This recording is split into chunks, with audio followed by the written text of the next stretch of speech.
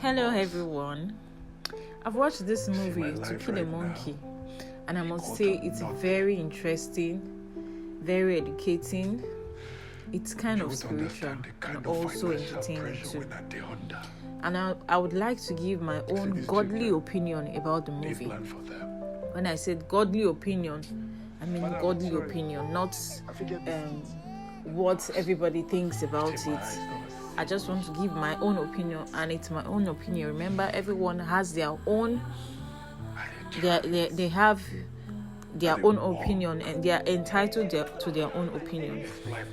So when I watched this movie, in the beginning of the movie, I cried so much. I cried because of what the man was going through.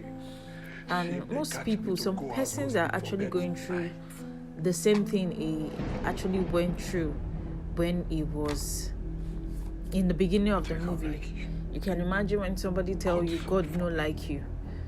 Why would anybody tell you something like that? That's how frustrating it can be, or how frustrating your life has turned. Financial issues, you have financial problem, you cannot solve them. It is really stressful. It is so draining.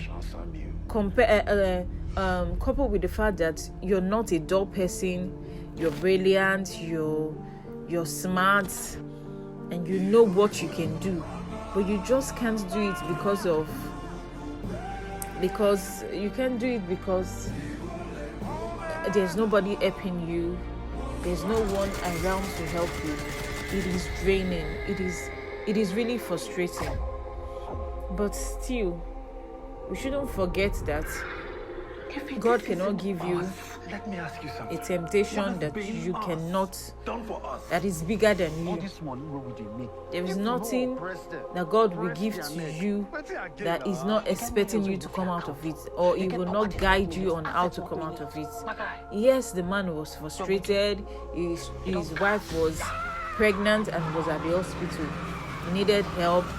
The family people too, they were coming to him for money for him to bury his late mom. And at the office too, he was being frustrated. They were living in a house that the house was leaking.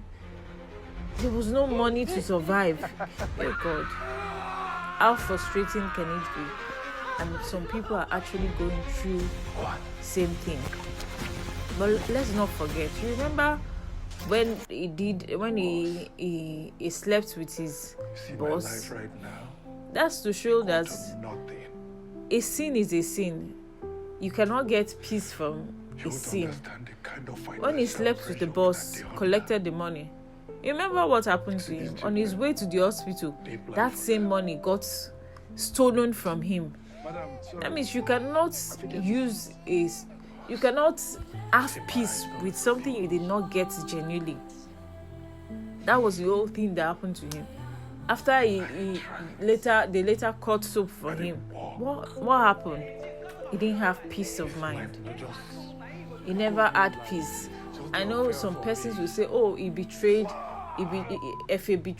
a boss." There was no way he wouldn't betray him, because the whole thing they were doing was not. It was the devil that was controlling them. From the moment he accepted to work with Obos, he has accepted to allow the devil control him. Who is the father of all liars? The devil. And it's the devil that is the father of them, because they are actually doing fraud. They were lying to people, they were stealing from people. So there was no way for you to have justified what they were doing. And there was no way they were going to get peace. So he would have just, yes, everybody would have said he would have collaborated with Obos and Ando, the other man, what's his name? Teacher. But he wasn't thinking towards that aspect because of the frustration. He wasn't thinking towards that aspect at all. Remember when the Bible says, Moses should go to Pharaoh and he's going to harden the heart of Pharaoh. Let's relate it to what Oboz was doing.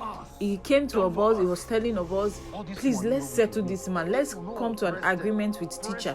Let's talk to teacher, and maybe teacher will, or maybe let's talk to him. Probably he's going to reduce his price or something. But Oboz was not having it. Oboz said he was not going to share his own profits with teacher, and he doesn't want to settle with teacher. That was the whole issue. First of all, his heart was hardened. Oboz's heart was hardened. So when Oboz later now came to an agreement, him too, he has already found his own way. So this is how the devil will just destroy your life. When you decide that, oh, this temptation is too much, I don't want to go through it again, I am passing through difficulties, let me just go to the other side and look for a solution. Remember, the devil is a very tricky devil. It will frustrate you. Immediately you hand over your life to the devil and say, oh yeah, now just give me what I want and give me wealth. He will frustrate the hell out of you. Do you know how frustrated Effie was? Even with all the wealth, even with all the money, he was still frustrated. Oboz slept with his daughters. His family was scattered. Yes, the frustration he was going through was not as sweet as the fun he had when he had money, but still, there is nothing God cannot do. I'm trying to speak to people out there who might be going through what Effie went through in the beginning of the movie. Don't give up. Don't give up. If you make a wrong move now, if you make a wrong move now, you might never have peace. You might never have peace except you do a U-turn and go back to God. Yes, it is not easy. It is not sweet. It is frustrating. You're feeling like to commit suicide. You're feeling like to just die and leave everything. But just go to God in prayer and talk to God and let him know how you're feeling. Let him give you direction. Spend time with God. Spend time in God's presence. And things will turn out. Things will just change. Things will definitely change. God will give you direction on what to do. You must not take the wrong step. You must not look for somebody that will cut soap for you and make a huge mistake that will shatter your life forever. At the end of everything, both the Obozo, both the FA, both the teacher, they all died. This isn't us. So what's the essence? What has been us? This is what the devil wants to do. He's looking for who to destroy. He's rolling, going to and fro, looking for somebody he's going to destroy. But he's going to deceive the person. With deceit, he's going to lure that person with cheese like rats, with sweets, with enticement, something that is sweet. In the frustration, he will be telling you, oh, here's your God. He will be asking you, okay, who is helping you now? Nobody is there. Who is there to see you through?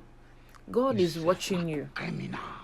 Sometimes the reason why we go through this situation is because He wants us to learn from this situation, and He wants us to be a testimony for other people. Because if you don't go through these things, what are the testimony you're going to share later? What are those things you're going to tell people that, oh, this was what I went through. This was how I came out of it. You want other people to learn from you. Let's look at the story of Sarah, the barren Abraham's wife. When did he give birth? Do you know how much people might have mocked her? Do you know how frustrated, how tiring she would have been? For somebody for a woman to tell his husband, oh, okay, just kukuma, go and meet this, sleep with my maid, so we'll just get children. Maybe he can just day. Do you know how frustrating she would have been? What about Joseph in the Bible? Do you know the things he went through? From his own brothers hating him, from the brothers hating him to the fact that they threw him in the well just for them to kill him.